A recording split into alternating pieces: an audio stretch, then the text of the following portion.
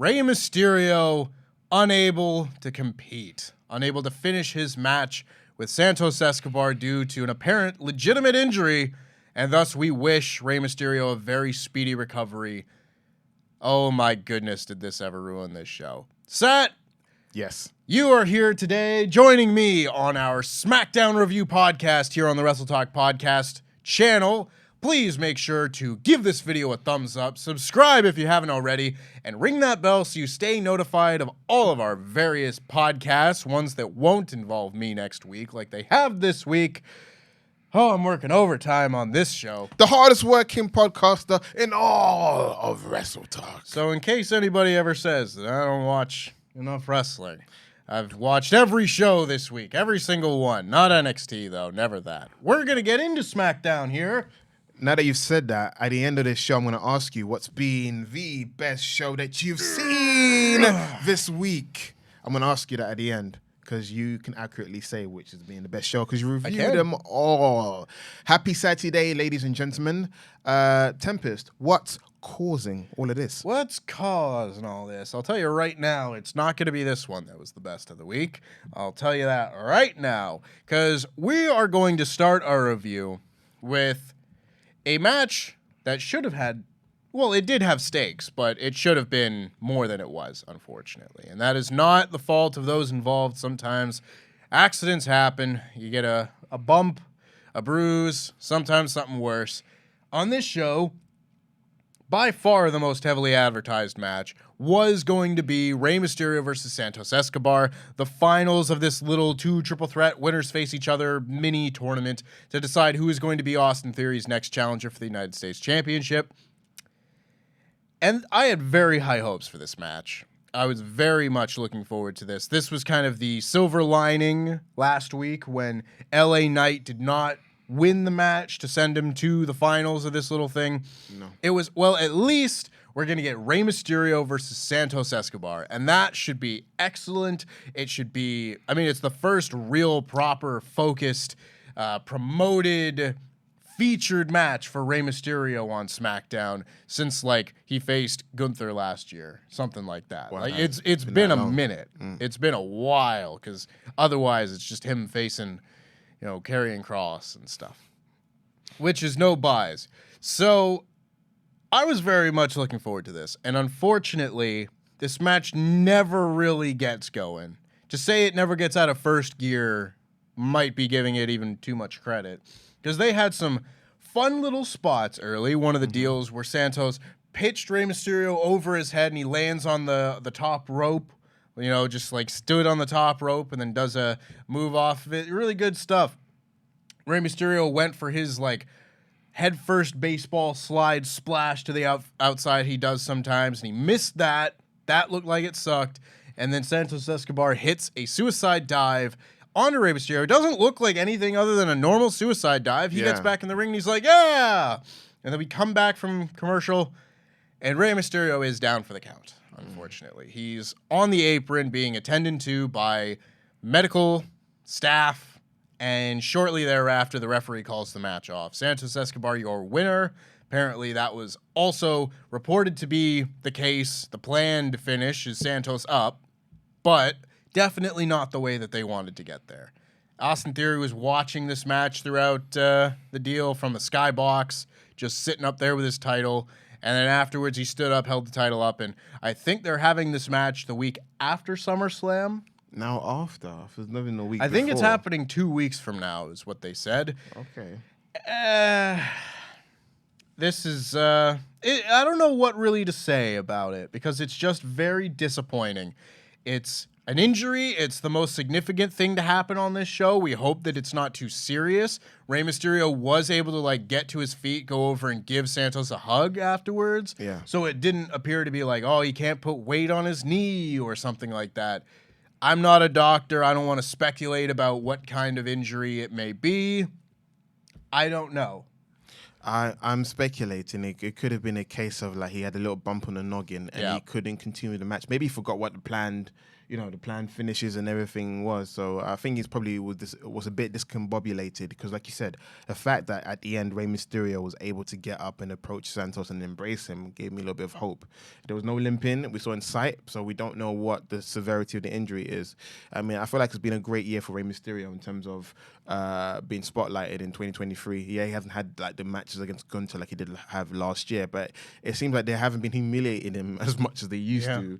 It's the first time I feel like they've given him his flowers without an extra caveat of, here's your flowers, here's a monster now squashing you next, in the same breath. So it's been great to see Rey Mysterio being respected, part of a group where he's, treated like the legend that he is. So let's hope that he's not away for too long.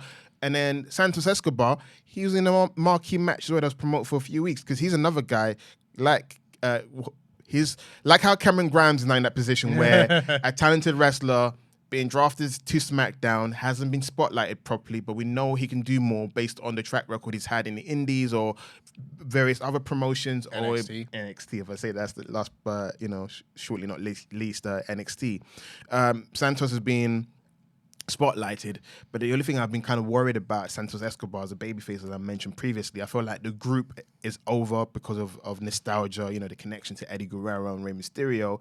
But the individual guys, I feel like the writers haven't done enough job to, let us know who they are in terms of character. I knew who Legado del Fantasma was. I know who Santos, the Emperor of Lucha Libre, is. But Santos, the now everyman, Lucha Libre in LWO, they need to, show little vignettes of him in the street with kids. Anything to make people connect with the character a bit more. Because I'm worried when he does the whole LWO thing, it's very much, hey, cheer for this group I'm in. Come on, guys, cheer for me. So I do want Santos to work as a babyface. And like you said, the match itself was in first gear. It's kind of like it's almost like a traditional lucha match. So I feel like in a traditional lucha match, they start off with like the holds in the beginning, like the submission holds in the beginning, and then it escalates to the head scissors, and then it escalates to the high flying, and it seemed like we're on the verge of that when it got derailed by the suicide dive, or what does the other guy call it? Was it the Tope Suicida? So I'm about to say, what does Tempest, the American Tempest, call it? The American Tempest. What is the what is it? Take that, Excalibur. Yeah, what does the American Tempest call it? Yeah, it goes was it Suicida? What the Tope Suicida? Yes, that's what happened, and then it was a Tope Suicida moment. Yeah, Tope Homicida. Yikes! Yeah, Fury. I'm about to say Fury's the next guy I was going to mention. He didn't do much. He just sat there with popcorn. Michael Cole made a joke towards it. Michael Cole. So the reason I'm laughing is because Fury is in the skybox, empty seats next to Fury. So Michael Cole goes, "Here's Austin Fury and his friends." And then Fury doesn't look exactly happy. He's chewing on his popcorn and he looks like a petulant child in a movie theater made to watch a film he doesn't want to watch. Oh my God, don't get me started about children in movie theaters. I just went and saw Barbie and I could not handle it. Ooh, that's a sidebar for another time. It sure is. We need the extras, the podcast extras back so I can go on a rant about movie theater etiquette. But go on. Well, Tempest, I'm going to ask you the question we've been talking about for weeks. Is Austin Fury's title reign numbered? God, I hope so. Because I was thinking about this. And ultimately, I think, aside from on a physical level, because obviously I feel the worst for Rey Mysterio in this case. He's the one that got hurt. But in a pro wrestling context, the person that I feel the most sorry for in this whole thing is Santos Escobar, because he's the one that gets kind of robbed of a big moment, a big featured match against someone who I'm sure he idolizes in real life, and something that hopefully would have continued his ascent up to that next level. True. He's a guy who went in last week and beat Austin Theory clean in a non-title match. And it seemed like that was going to be his ascent. That, okay, they're really going for it. They kind of were telegraphing, at least in my opinion, that he was probably going to win this tournament. And good, you should do that. It should seem fairly likely that one of the guys that's up for number one contendership should be able to beat an opponent on any given day.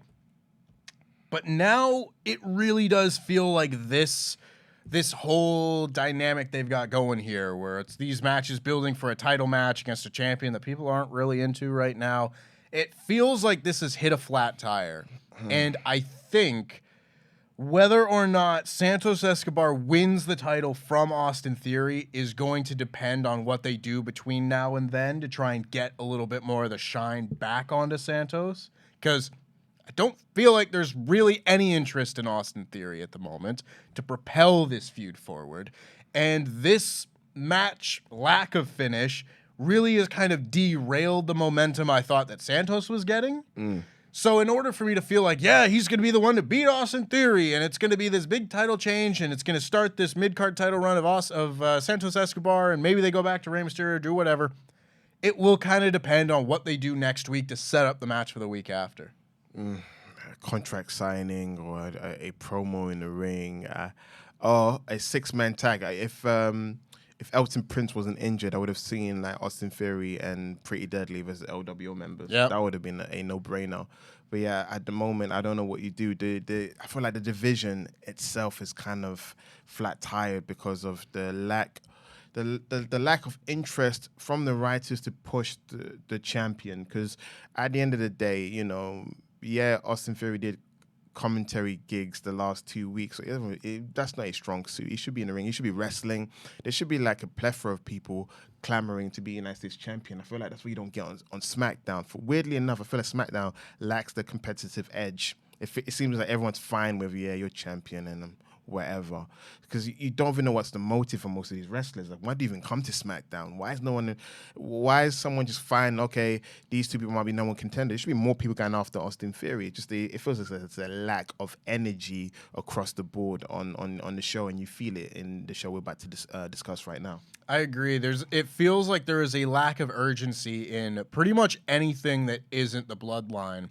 And I mean, that's kind of been the story of a lot of SmackDown as of late, definitely since the draft.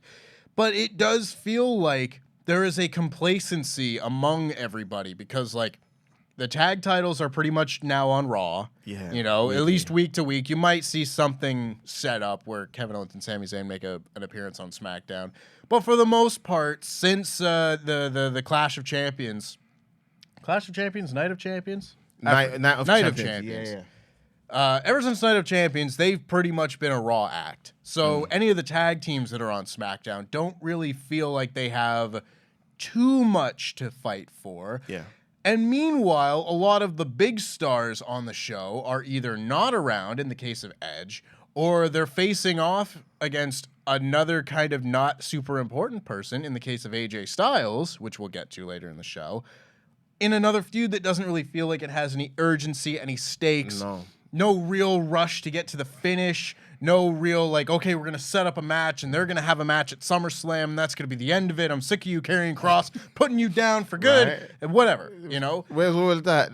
What you just said there, that sounds foreign to me now. Like, I don't hear those promos anymore. It's like week to week kind of booking. Yeah, it really does just kind of feel like a lot of SmackDown right now is spinning their tires. And I was very happy to come back last week and see the triple threat match that we had to set up, or a fatal four-way match, actually, I think it was, that set up Santos Escobar and Rey Mysterio going, because those type of matches, they do feel like they have urgency. Those are the type of matches that feel like these people are fighting for something. They have a goal in mind. And right now, like, half the matches on this show were just squash matches and just nothing really to get into. No. And I think you do kind of see it the worst when it comes to what the hell has Austin Theory been doing on SmackDown for the last 2 months? Oh, gosh, mate. It might as well just show him in catering at this point, because there's no urgency.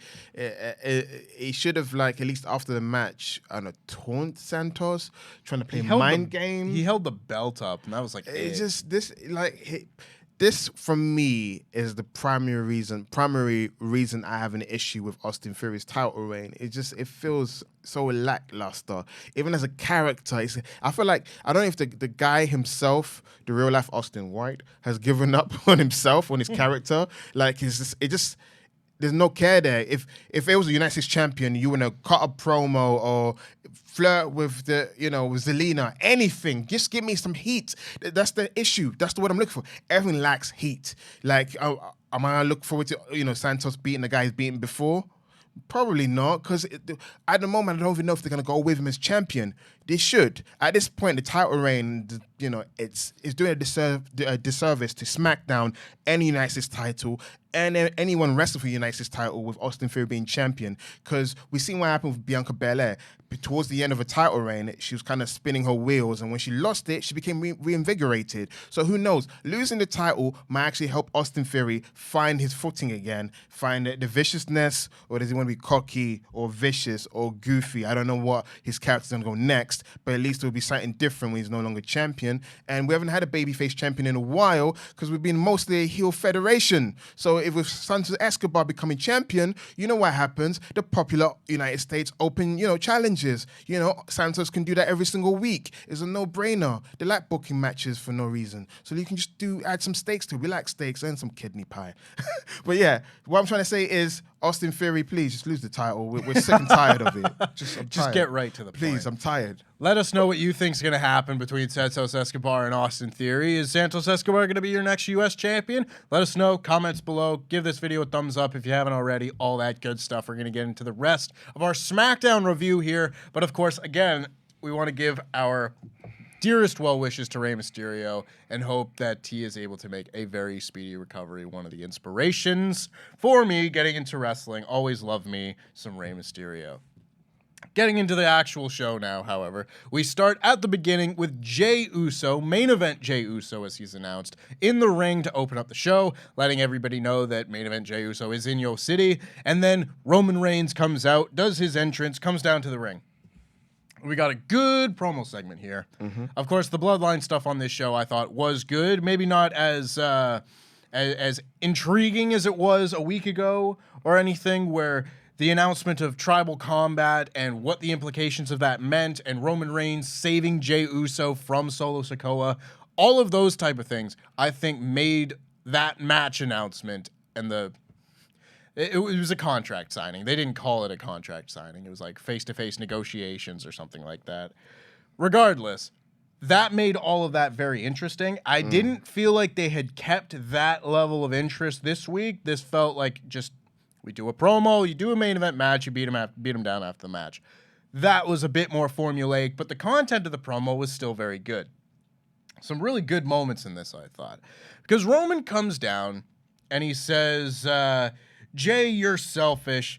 He says that as soon as Jimmy was gone, you wanted a title shot. You don't care about Jimmy. You're not doing this for him. You're doing this for you. You want to be the tribal chief so bad. He starts talking in that, like, Roman Reigns Goodfellas kind of way. Like, oh, I'm a clown to you, haha. Like, oh, what's funny? That whole kind of deal, which I really like, is where I really feel like he gets into his, like, mob boss character. Yeah. Asking a million questions, like rhetorical questions, kind of pushing you around with his words. It's really good stuff. He said that and Jey cuts him off. He says, nah, man, that ain't it. I never wanted this. I never wanted any of this. I didn't want to be the tribal chief. I only wanted to do what was best for the family, but then you broke the family, and now I got to do what I got to do and put you down. And I think this is just really good stuff. Because obviously we've seen that the loyalty that, Jey had to Roman, even though it was tearing him apart on the inside, Lisa, it was constant. It was consistent. Even if he was wavering, he stuck by Roman Reigns as long as that's where Jimmy was and Solo was. And then as soon as Roman started pushing pushing him around in the spring, that's where the breakup happened. It was all really good stuff. And Roman tells Jey to shut his mouth, and he gets worked up. He starts saying, I'm not going to take any of the blame for this, which is excellent. Absolutely fantastic heel work. He says that this was not his fault. He didn't do any of this. He tells Jey that when all this is over, he's going to be without Jimmy. He's going to be without Solo. His younger brother has chosen him over Jey. He's going to be all alone. And he asks why Jey thinks that he can beat him. And Jey just says, because I already did. Yeah. And he puts his hand like behind Roman's head, and he says, at SummerSlam, I'm going to beat you again. And he walks off, and he leaves Roman and Solo and Paul Heyman just stood there. And I really did like that this was a promo segment involving Roman Reigns in which the babyface was able to leave with her head held high, stood tall. You maybe saw this like a couple of times in the Cody Rhodes build to WrestleMania and stuff. But for the most part, you usually don't see the babyface get the last laugh on Roman Reigns, given, of course, by the end of the show, that wouldn't be the case. But in this segment alone, I thought it was really effective to make Jey Uso look like he was on a tier similar to Roman Reigns. You mentioned it before. Roman Reigns, the gaslighter. That's when he's at his best, when he manipulates. But what I liked about this promo, it showcased that Jey is no longer under the thumb of Roman Reigns, or his mind is shielded from Roman Reigns' mind games. He's using trigger words like saying selfish. I made you main event Jey Uso. I made you right hand man. The funny thing is that is actually kind of true. He did give him all them nicknames. He did afford him the opportunities to flourish as a single star. But at the same time, when they came to the blame part, the part of the blame is where, Roman lost Jey. Because we also firsthand that Roman Reigns' maniacal ways is what led to his downfall with his cousins, specifically Jimmy and then Jey. Jey, who's trying to broker the peace, he couldn't, stand it anymore. Especially his twin brother is the reason why he joined the bloodline in the first place. So if he's out, there's no point of him being in the bloodline, being the peacemaker when his reason of being is no longer part of the group. So I liked the heat in the segment. I like the looming presence of Solo.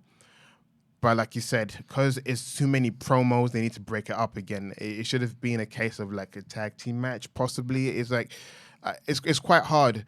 You're trying to talk people into buying a feud that the Roman Reigns potentially is not going to lose. The question that's been lingering, the question that's been on social media where I've been talking to Tempest about is... So there was an interview done. I think it's Ariel Helwani interview, probably with BT. I could be wrong. Where the Usos have mentioned they would like to face each other at a WrestleMania, and since then, people have been running with this story because Roman mentioned a narrative of Jey being selfish and Jey wanting the title match and Jey wanted to be the tribal chief. People are assuming because Solo is in Roman's corner and Jey's got no one, we might get a surprise appearance of Jimmy Uso either before SummerSlam on the SmackDown or on the actual show itself. And many people are theorizing that Jimmy Uso is going to turn on Jey to start the feud that's going to lead to WrestleMania. That's been a theory.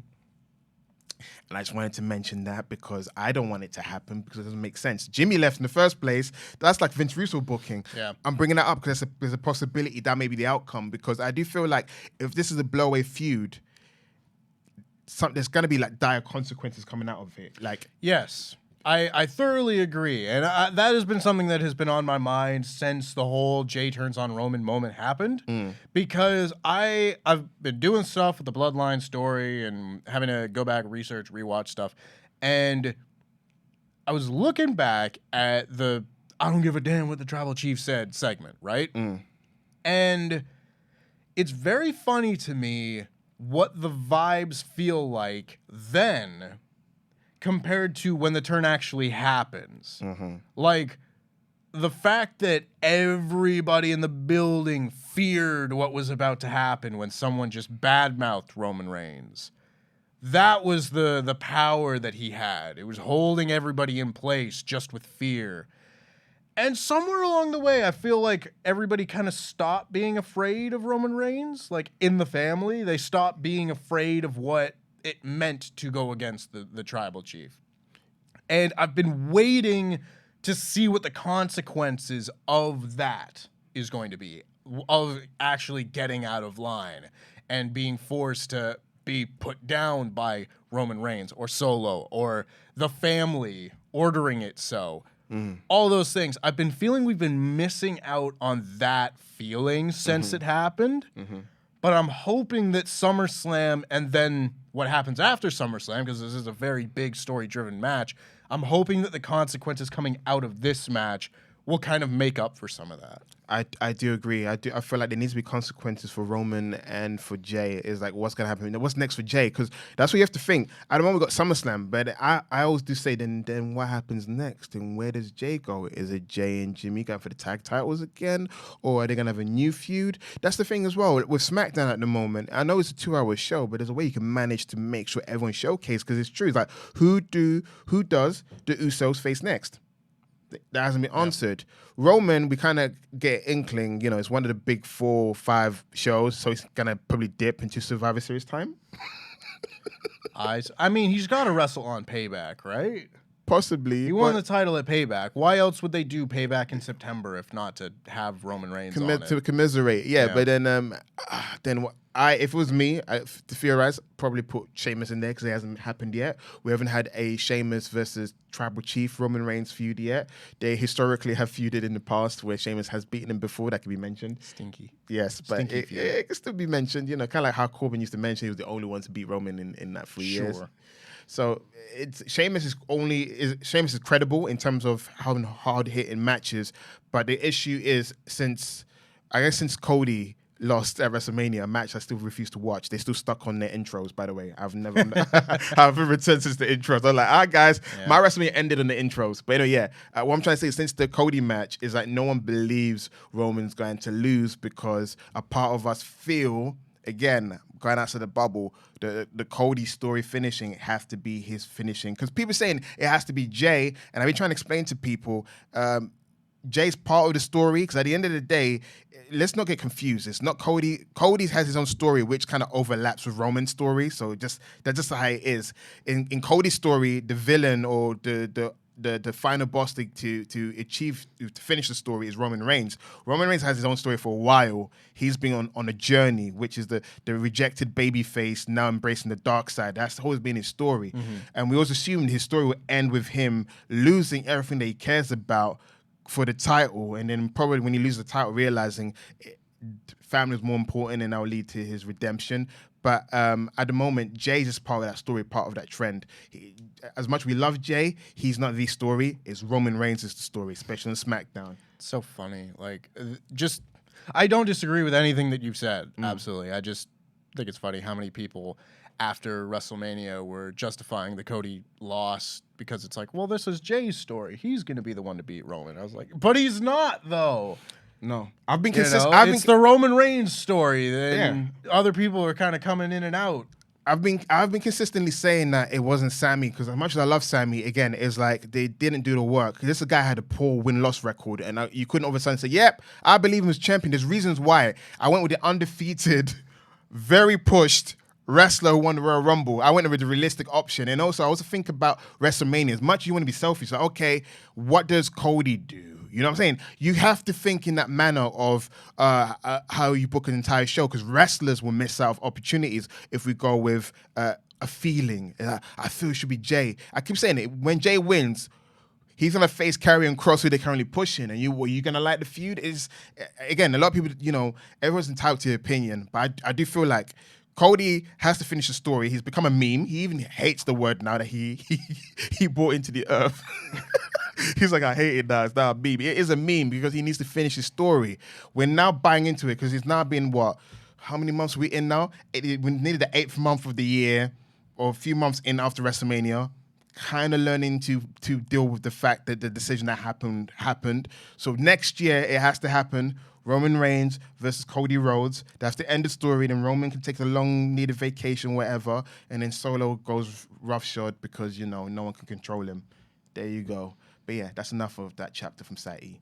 Anyway, a good opening promo here. We got very off topic here, but it's just Bloodline stuff, because I'll be honest, there's just a bunch of squash matches on this episode of SmackDown. So we did a great job padding things out. Hell yeah. Ask me a question. I'm going to run it to the ground. You're going to regret asking me a question. And the question was, how are you today? And I start going to philosophical views of my life and then to my Nietzsche and all that. That's going to happen. How's the cat?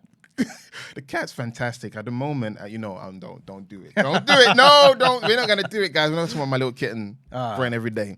Grayson Waller, after that segment, approached Jey Uso backstage and said, when you have your match at SummerSlam, which, by the way, I think you're going to lose, I think it would be really great to have you on the Grayson Waller effect, and we could blah, blah, blah. And Jay's like, yeah, ha, ha, ha, bam, punches him.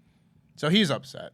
We then had the opening match, which was Santos Escobar and Rey Mysterio, which we've already talked about. After that match, Bianca Belair was being interviewed backstage, or was about to be, rather, by Caleb Braxton, when she's interrupted by Sonya Deville and Chelsea Green, the WWE Women's Tag Team Champions, and they come in They say that they're upset that it's been 3 weeks since they won the title. They still haven't gotten a championship celebration, and still all of the spotlight is on Bianca Belair. And who should walk in but Charlotte Flair? Because Bianca says, okay, well, you're so upset that I'm in a triple threat match. Why don't we have a triple threat match? I'll take you both on. And Charlotte comes in, and she's like, let's do a tag instead. How about you and me? We'll team up against them. And Bianca's like, I don't want to do that. And Charlotte's like, great, it's settled. I'm going to go talk to Pierce. And I don't know when she ever did this, because there was maybe 5 minutes between this conversation and Charlotte going out for her entrance. But this was the start of not great things on the show. Because after that, we had Hit Row in the ring. Hit Row, they don't even do a rap. They just say Roll Tide because sports. And LA Knight comes out, and most over guy on the show outside of the Bloodline stuff, by far. This guy's a megastar. He comes down and he squashes Ashante the Adonis, hits the BFT. Really short match, gets a good reaction. Everybody's going nuts for the guy. There's really nothing else to talk about here, though. At least he won. Got a win on this show. It's He's still directionless. I'm still waiting. Good things come to those who wait. Still waiting. Not seeing anything to make me feel confident here, Hunter. But again, a win is better than the other thing. Well, if it was the only thing we had on that show, then I would have probably done a little mini rant, but they gave us a little nugget to hook us, which I think is quite appalling to raise our expectations and lower it and raise and lower it. I got blood pressure, my friend. Look at my blood pressure. Stop teasing me with this LA Knight push. We're going to get into what happened later on, but yeah, LA Knight's over. The weird thing is he is still listed internally as a heel. What are we doing? Is he a tweener? I don't know. This t-shirt's kind of tight, Tempest. Yeah, it is. This man's yoked. Look at him. Look at him. My God, you don't want to see his blood pressure. You don't want to see my blood pressure. No, but what my little complaint is, little tiny minor grievance is what are we doing? The guy is clearly a star. But I heard good things. Allegedly, Vince finally gets it now. He's kind of on board. So we're going to watch this space. That's what we're going to say. Hit Row, man, it sucks, man. Like I had higher hopes for them as a heel. I say if you flop as a babyface, you flop as a heel, what do? You know what I'm saying? So I'm hoping... We need more tag matches. That's the issue. There was a lack of actual tag teams wrestling because now I don't even know who's on SmackDown. I just say if someone went to me, you went to me right now, Sat, who are the tag teams on SmackDown? I don't know, Pretty Deadly and Brawling Brutes at times. Mm-hmm. And after that, oh yeah, OC, they look. You know what I'm saying? It's just so. It's just nothing, man. There's not a lot to it right now. Bare bones. Not a lot to wrestle for, but I'll tell you. Giving you until SummerSlam, guys, to figure this out. After SummerSlam, this man better get a push. And if he doesn't, my patience will have hit 0. Yeah. Adam Pearce is backstage, makes a match between Jey Uso and Grayson Waller for the main event. And then Charlotte and Bianca come out. And I thought this was, I guess, the best match on the show. Mm-hmm. No, I guess the main event would have been better than this. But this match was fine.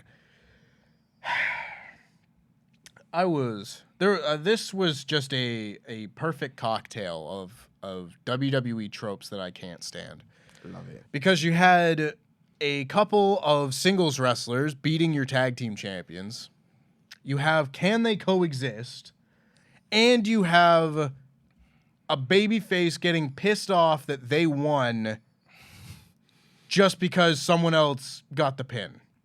It's the manner. It's just. I understand that. Respect, Tempest. I understand that, but it's a trope that I don't like. And added on top, if it was just the one, maybe I would have dealt with it. But the fact that it was like 3 layers deep of tropes that I don't like in WWE matches, I had no time for this. Because Sonya and Chelsea are a comedy duo. That's fine.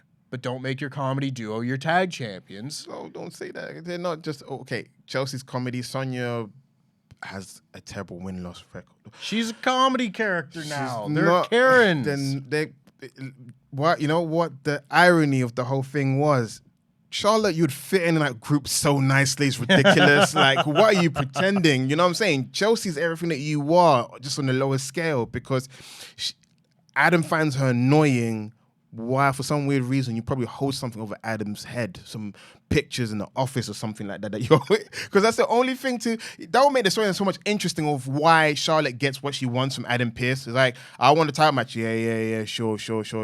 Bianca, I want a title match. Yeah, Bianca, I can't give you a title match for reasons, but you can go buy yourself a ticket and watch the show or wrestle against next week if you're a good girl. Like, is there inconsistency with how Adam treats people? Yeah. I know what you mean. They use the tropes, but poor writers, they don't know what to do. They're like, let me give you the double tropes. That'll get me through the evening. I felt like the only positive for this tag team match for Sonya and Chelsea is they were spotlighted against the two premier women's wrestler on the roster. So that's a yay. It's a real mild yay. It's a mild yay. And you're right. Where is that unholy union? Because you know they would have benefited from this match, and you're right. For two people that have never really teaming up, them winning the match does do a disservice to the tag team champions. But at least the tag titles wasn't on the line. But in a weird way, they did a tag team eliminator in a weird way. So technically, they could be number one contenders if they wanted to. But we don't need the tag titles to be sacrificed for this feud. They've done that before. We don't need that to happen. Absolutely. I'm hoping next week we're going to find out who Sonya and Chelsea is going to be feuding with. We know Liv is injured at the moment. Raquel's busy with Rhea Ripley. There's like a weird vacuum. There's like all these women that can step up. And I'm going to say, you hate me saying it every week, Lacey Evans in a tag team partner. No! I'm putting a stop to this. That is not the answer. You ain't got the answer, Sway. You're right. I don't have the answer. You know what? Zaya Lee somewhere. Aaliyah is lurking somewhere. You know, there's all these women. Shotzi's terrorizing someone somewhere. Kaden and Katana, they're on main event. Kaden's about to get her ass ate by Nikki Cross for some reason. Hey-o. Why not rather be doing this? She's on Raw, but yeah, I know what you mean. But, okay, that's a fair point. No, but what I want to ask is, because the tag titles goes around multiple companies, does it mean wrestlers in the tag division can go to multiple? I don't know. Yeah, that hasn't been decided about. I was happy to see the tag champions, but they're right. There wasn't a championship celebration. There's room for them. There's room for the tag division. Let's do something about it. Please, and fast. Like you said, where is Isla Dawn and Alba Fire? Like, why were they not in this match? Where's Tegan? Is Tegan even SmackDown? I don't even know anymore. I don't know who's on the roster. I don't know who's on the roster anymore. The draft happened and everything fell apart because now they have Judgment Day on multiple shows as well. Luckily, there was on this SmackDown. But yeah, there's so much going on at the moment, guys. They can blame it on it's SummerSlam coming up. They got everything locked, so people that's not on the show, they're not gonna be featured. But we're gonna wait for September. We're gonna be pounding that backside if you're not doing what we want you to do. Amen. So after that, Bayley's looking on backstage because, of course, skip over the finish of this match. Bianca Belair was going for the KOD, and Charlotte Flair hits a big boot while she's on her shoulders. Bianca's upset. It was a nice little finish, but Bianca's upset that Charlotte stole her win, and Charlotte's like, "We won. What are you upset about?" It's the competitive nature. She felt slighted because they're both athletes. Yeah, you're an athlete. You know, you don't like someone. Your coworker, your fellow sportsmate, teammate. That's the word I look at. Your fellow teammate is slighting you. You don't like being slighted, so you're trying to slight them back. Yeah. I mean, this is just kind of what happens when, like, wins and losses don't matter. It's like you can get a win and not care. You know, it doesn't matter. It's just like they just get out of this segment. But I could argue, adding more into the story, Bianca Belair, in her mind, it was her beef. How dare you step onto my beef and win my match? In her mind. That's actually a better explanation than anything I've heard. I like that. Thank you. That is now my new headcanon. Thank you. Yes. It's true. Bayley's looking on backstage. Sorry. Before yes. you, the random. Remember how the show's cut? We missed Bobby Lashley in the street. Of course. God damn this show. Okay, because we were having a conversation in the office. Because last week I forgot to mention that Bobby Lashley and the Street Profits had a little backstage meetup and stuff. And then this week, you won't see that in my edited review because I missed it again. And I was like, why the hell do I keep missing specifically Bobby Lashley in the Street Profits segments? I don't understand. Like, it was tricking and mellow, but yes, the sentiment is the same. Lashley's colluding, he's planning and plotting because it was mellow, trick and mellow last week. Right. Whereas this week, I figured out what the problem was because I'll be honest, I watch these shows first thing in the morning and I got to write my edited review before I get into work. So all that has to be done. I also got to skim through Rampage, see what happened there, write the 1 minute one take, all that stuff. So in this busy haste, I'm skipping through entrances. They're not important. I'm skipping through and I'm like, okay, here we've got Charlotte Flair's entrance. All right, I'll skip through that. And then let me click here. Okay, we're on Bianca Belair's entrance. Let me skip through that. Okay, now the entrances have happened and the match is starting and now I will pay attention. What did they do but go to commercial after Charlotte Flair's entrance, do a Bobby Lashley and Street Profits segment, which admittedly was very funny, and then do Bianca's entrance? I don't know if things have gotten worse as of late, but I felt like we had fixed this kind of pacing issue under Triple H earlier on in his run, and we are reverting back to some really bad production tropes, like doing a completely unrelated segment after the commercial in between two entrances. Stop doing that.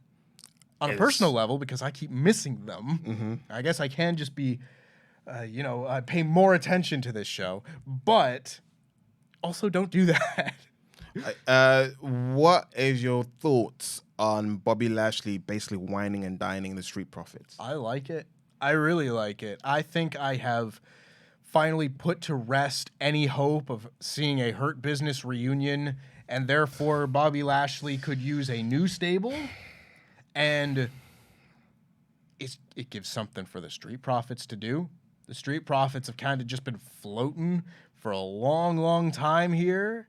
When was the last time they did really anything of note? Like, they had their WrestleMania showcase, which was good, but it didn't lead to anything. And they had a really good match with the Usos last year at Money in the Bank. That's over a year ago now. Tez said it that they haven't really challenged for basically they haven't done anything of note since that time period, which is quite mind blowing because since that time period, everyone's been like this: break them up. Who said that?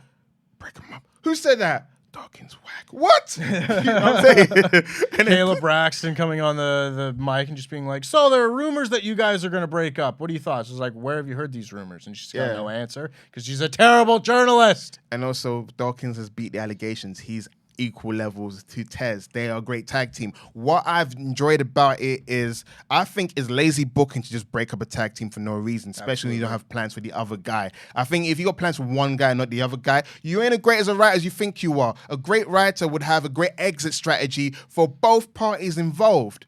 Thankfully, they realized there's more meat on the bone. They've probably rinsed out as a tag team, as a babyface tag team. So it's kind of like, what do we do next? It's called adding layers. There's potential for them to be heels. Because then you're asking, heels? Bobby Lashley is a babyface. But come on, let's be real. Bobby Lashley flourished as a heel. Flourished like he wears suits. He looks good.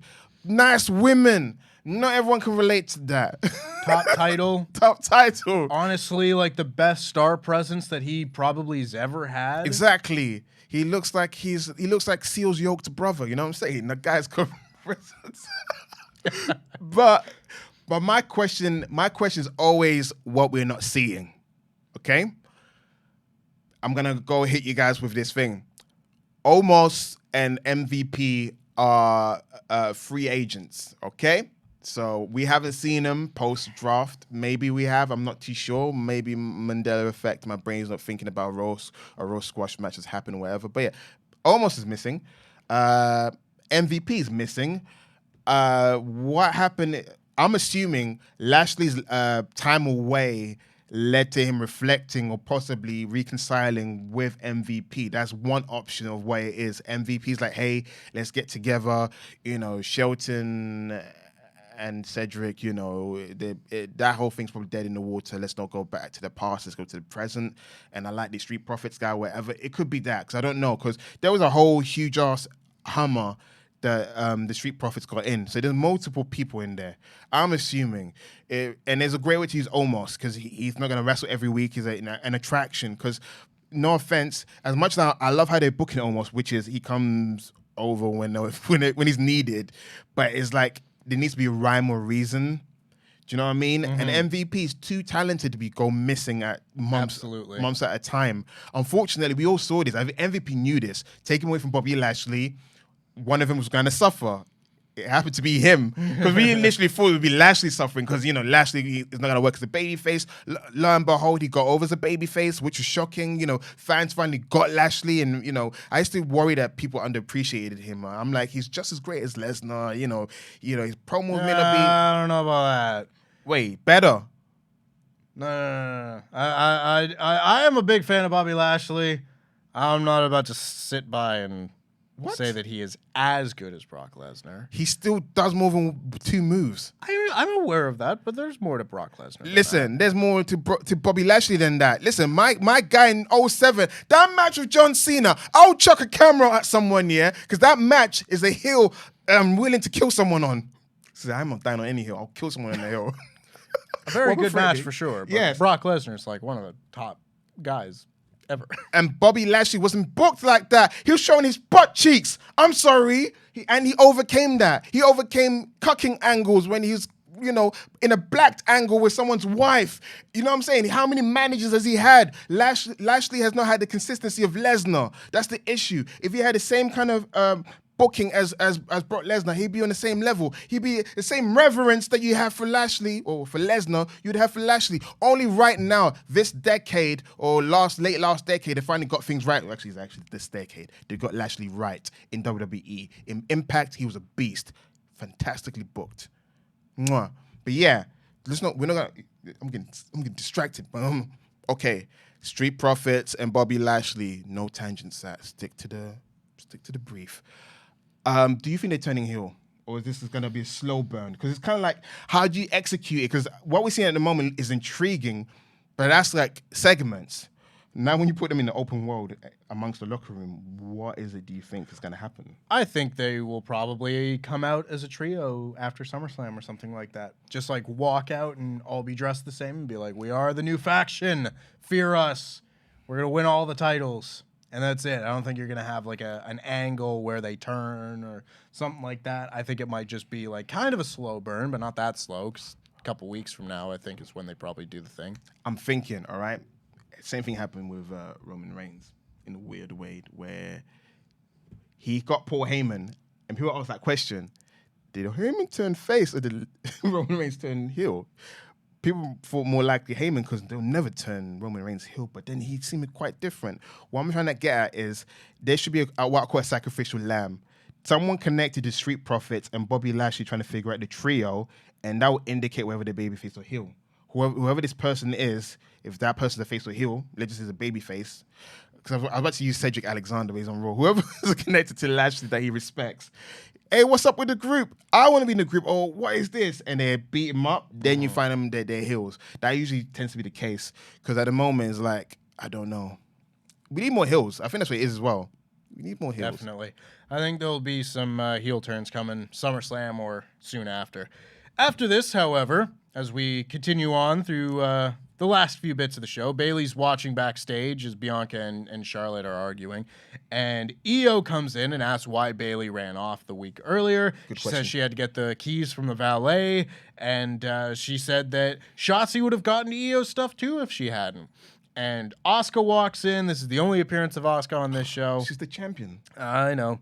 She walks in and says she's going to win at SummerSlam, and Iyo says that she's going to walk out of SummerSlam as the women's champion, telegraphing a cash-in. I hope they don't do that. She's already, like, the longest reigning Money in the Bank person that we've had in, like, years and years and years since the first one. So, Bayley then looks in her bag and finds, like, a serial killer message with, like, all the stickered letters all just saying, like, see you soon, Bayley. So Shotzi's coming. we had the announcement of the Slim Jim Battle Royal. Nice. SummerSlam Battle Royal presented by Slim Jim from Adam Pearce. He's like, I'm going to figure out the roster in the next week. And LA Knight walks in and he says, put me in the match. You've missed out on WrestleMania. You've missed out on SummerSlam. And LA Knight, U.S. champion, put me in this Battle Royal. And Sheamus walks in and says that it's going to be a banger and banger after banger after banger, blah, blah, blah. And they start getting in each other's faces, and Adam Pearce is like, okay, settle it in the ring next week. And they're both in the Battle Royal. They're both in the Battle Royal. Yeah.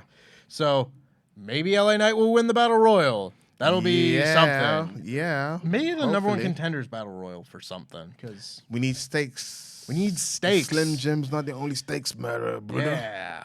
After this, we had Karrion Kross versus former G1 Climax finalist and Quizlemania Tag Team Champion, Carl Anderson. And before this match, he says to AJ Styles, Karrion Kross has made this personal. Let me go at this alone. AJ's like, all right, take care of it. Carl Anderson goes out. This man was on the Wrestle Kingdom card this year. He goes down to the ring, and I will give Carl Anderson a world of credit. He had some really good-looking offense in this match. He was doing his best, but this was a squash. He got in like a flurry of uppercuts and things like that, but then Kross just stopped him, hit what is now known as the final prayer, which is his like pump handle F5. Shouldn't use the pump handle. It's just a waste of movement. Because he still does the move. Without the pump handle, he can still know the move. So that first portion is a waste of time. It's like if Braun Strowman had to do a pump handle in order to do the running power slam. Which at that point, I guess, would just be a pump handle slam, but regardless. Right, it's running portion that in your mind is like, why are you wasting time? Yeah. Just execute it. So Kross wins this match. It's very short. And then after the match, he puts Carl Anderson in the Kross jacket, and AJ Styles and Michin run in to make the save. I have no idea why these guys are feuding. I feel like I say that every single week, but no motivation's ever been given. AJ Styles won the first match, and we're just still going. And I think two questions. One annoyance I have, I'll mention that after. But I gotta ask you a question. Yes. They seem kind of committed this time to actually trying to make Karrion Kross a thing. Did this match achieve what it needed to achieve, or in your mind, it's still a dud? Because I feel like because I hate when people just throw out words, right? You know, oh, he sucks, it sucks. So my mind is always like, what can be fixed? You know what I'm saying? What is missing? In my mind, I think he needs a crew. Hence why I don't like this feud. Because in real life, the numbers are against him. Come on, OC, you don't know where he lives, what locker room's in, trap him down, beat the heck out of him. I hate how we have to pretend that the OC are the underdogs or the OC are outnumbered when it's just two people. They can just beat them, you know what I'm saying? It's kind of like, it's so simple what they could do. Heck, screw what Anderson said. You and Luke come out and just give him a 2-3 piece, you know? You know what I'm saying? Just beat him up. I hate when I have a babyface all of a sudden, like, oh, I'm in a babyface group. We can't do nothing, man. We can't attack anyone. Attack him. He attacked you guys. Get him back. You tell me the Bullet Club is above that? Yeah. I hate when they become babyface to get morals. No. You should lose your morals. Yeah. You're better than that. You guys faced The Undertaker, remember? Collectively. In the main event WrestleMania. You can do the same thing with this guy. Beat him up. Give him a 2-piece. But yeah, Kross needs a crew. I feel like he's the kind of guy, because of he likes to spit out sermons or whatever.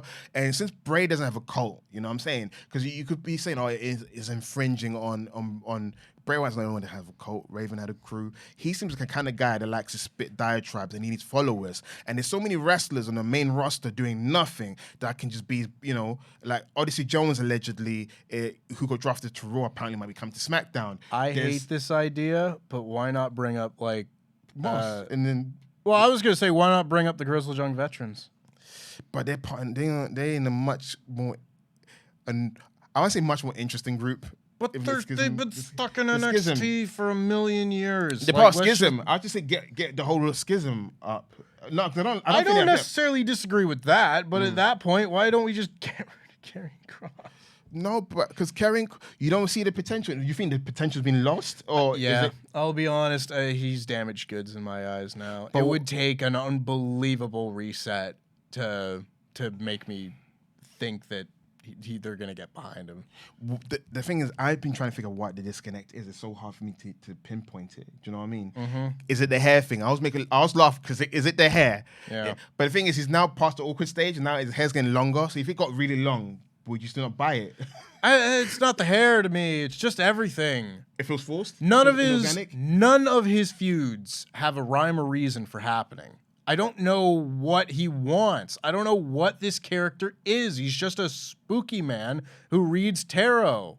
Like, give him some more layers, maybe, and then I'll start to think about, like, oh, who would I like to see him against? Who would help tell that story? But there's no story being told. He's just having lousy matches on TV, and I never feel like he's going to come out of any of them on top. So, like, nah. He's not believable. Yeah, I don't know. I don't see it. But anywho, we then had our main event, that being Jey Uso versus Grayson Waller. And this was like a fine match. I was kind of surprised that this, like, if you had told me Jey Uso versus Grayson Waller a few years ago was going to be the main event of SmackDown, I don't know that I would have believed you, but it was good stuff, a sign of things changing with the times. Jey Uso avoided a people's elbow, Lol. and Grayson Waller hit a big old spine buster to set up the people's elbow and missed the move, of course. He did hit his second rope through the legs elbow. I forget what SP3 was calling that. Was it It was called like the layaway? The Hardaway. Oh, yeah, something. the Hardaway elbow. Shout out to SP3. Shout out to And eventually, Jey Uso hits a spear to win this match. Well, he hits a spear and then a splash to win the match, but he hits a spear as Roman Reigns, a few minutes into this match, came out, sat at ringside. And after the match, it was really funny to me because, like, Jey Uso wins, and they show a shot of Roman Reigns, and Solo's just not stood there anymore. And I was just like, well, he's behind you, so be aware, Jey. Look over there. Your enemies are at ringside. Where? But sure enough, Solo Sikoa tries to attack Jey Uso, and Jey is able to duck the Samoan spike, hit a super kick, and then Roman Reigns immediately stands up, takes off his belt, slides into the ring, and he misses his move. And Jey Uso hits the ropes, hits a spear on Roman for a big pop, goes up top to hit a splash, but Solo Sikoa has recovered, pushes him off the top rope, and then Solo holds Jey up as Roman hits 2 spears as the show goes off the air. That sounded great. My question to you is, if they just eliminated the promo at the beginning and this was the only appearance for Roman, would you felt like that was worth it? I don't know. See, like, it's a weird thing. This paired with the opening promo, it felt well done. Okay. But not, like, terribly interesting. Like, it was a beatdown angle, you know. Mm-hmm. I'm not going to remember it in, a million years. But it will always do its job, I feel like. That being said, I think the more interesting stuff in this show came in the opening segment, other than Jey Uso hitting the spears, which I think is going to play into the match. I think you have to set that up so that when Jey hits a spear in the match, people buy it as a potential finish. Not that they wouldn't before, but this gives people a little bit of time to get accustomed to it. It just felt weird that this is all they had for Roman Reigns and Jey Uso on this show. What do you think? What would you have done in that scenario? What would have made it much better? I don't know, some sort of like proper story beat, you know? Yeah, that's what's. I think it's quite hard because I think it's a case of they've probably rinsed everything out. Oh, you've done that. I have an idea, like, because I think we probably talked about it last week. I thought for sure this week we would have gotten some sort of vignette narrated by Paul Heyman talking about tribal combat. And you get footage of Samoa and the elders and whatever you want to call it.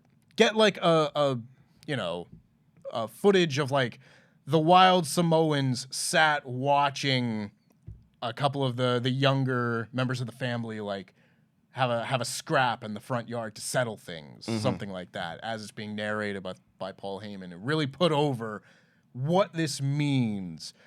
Because I feel like last week it was, there was a level of reverence for this stipulation on the part of Roman Reigns, right? Yeah. Like he's just like, tribal combat. Do the elders know about this? Oh, you talk to them? Oh my God, how do I not know about this? That whole thing. And somebody pointed out in the comments last week as Paul Heyman and Roman Reigns are walking away, they're talking to each other, and Roman Reigns is like, he's not supposed to talk to them. So like clearly this is something important. This is a character moment. Okay. But we then got to this week, and it was just kind of sort of treated like they're having a no DQ match at the pay-per-view. Which you mentioned it, they dropped interesting story beats they could have expanded upon. I thought that's what we would have gotten this week, and if they did the exact same thing but added like a promo, a vignette package in the middle of it, I think that would have done a lot more to build that for the pay-per-view. I think you've nailed it on the head. What's been the issue is there's interesting pieces that they're not using that could be at play. We've been saying for ages, use the elders. I've been using a while. I get it's an age thing. Like you said, if they can't come to the show, film something. Go to Pennsylvania, Florida, wherever the brothers are hanging out, and then just California somewhere. Somewhere too. Yeah. Because but Samoans like California, and no, Pennsylvania is where WXW was. So that's why I assume they're probably still into Pennsylvania. But they're not Pennsylvania. According to Rikishi, all of them live in California. Then go to California too. Okay? Go to California too. Film some things. Get Rikishi. Rikishi be up for it. Tribal combat. This is going to do tribal combat. I do it for the Jey and I do it for the Roman. And then, film some pieces there. I think that's what's missing. Is the family element. We hear family, family. As Vin Diesel say, family. Where is the family? Where is it? We need to see family. That's what's missing, because I think it's too much talking. You're like, I feel like copy and paste. Roman's done this kind of promo before against other guys. Now he's doing it to his cousin, the gaslighting. Jay's done this kind of promo before. I'm going to get you because you got me. It is like a rinse and repeat. So we need the expansion of this feud and make the tribal combat into something. Come on, make it. Yeah. And that pretty much brings our review of this week's SmackDown to a close. Overall, I thought this was a pretty bad episode of SmackDown, unfortunately. The Bloodline stuff was all very good, and I'm sure if Rey Mysterio hadn't gotten hurt, that match would have been very good as well. But as it stands, there were a lot of squashes and short matches on this show, and the one long match in the middle of the show that we got was just loaded up with tropes that I can't stand.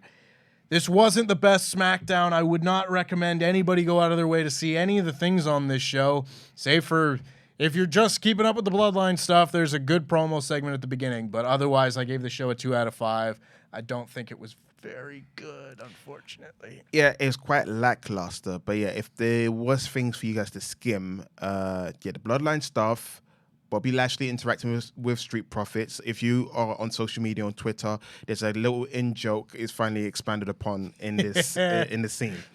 And then also, if you're into Grayson Waller, he's 0-3 at the moment. No one's complaining because I feel like it fits his character. He's probably like a Jerry Lawler, where I don't want to say that because I feel like he's got potential to be a main eventer, but at the moment his losses kind of make sense because he's been in big feuds, so he's not losing to geeks that he shouldn't be losing to. So if he lost to flipping Riddick Moss, then I'll be like, I'm chucking my dummy out of the pram. But yeah. So far, it's like his mouth has gotten him into situations. Bingo. Yeah. So it's like, don't watch the whole show, but watch bits and pieces that you probably want to catch up on. That's the best way to do it, I guess. Absolutely. And that will wrap things up for us here. Make sure you go over to Cineworld later today and check out the newest edition of What's On with Luke and Dan.